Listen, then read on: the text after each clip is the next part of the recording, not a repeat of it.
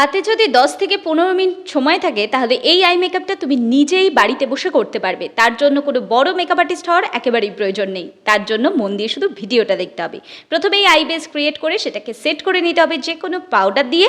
তারপরে অ্যাপ্লাই করতে হবে তোমার শাড়ির অ্যাকর্ডিং কালার। আমি এখানে মেরুন ইউজ করেছি আমার ইনার এবং আউটার কর্নার দুটো জায়গাতে, এবং সেটাকে ব্লেন্ড করেছি অরেঞ্জ আই শ্যাডো দিয়ে। তোমরা তোমাদের শাড়ি অ্যাকর্ডিংলি কালারগুলোকে চেঞ্জ করতে পারো।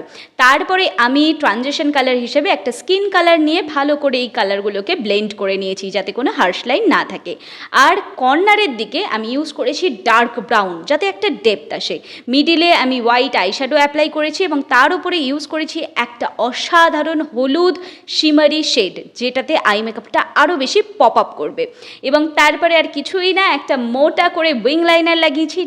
জানি অনেক প্রবলেম হয় লাগাতে, একরকম হয় না, প্র্যাকটিস করতে থাকো নিশ্চয়ই হবে। হালকা করে কাজল লাগিয়ে হালকা করে সেটাকে স্মাজ করে ইনার কর্নার এবং ব্রাউ বোনকে হাইলাইট করে একটা সুন্দর আইল্যাশ লাগিয়ে আমার এই আই মেকআপটাকে করেছি কমপ্লিট।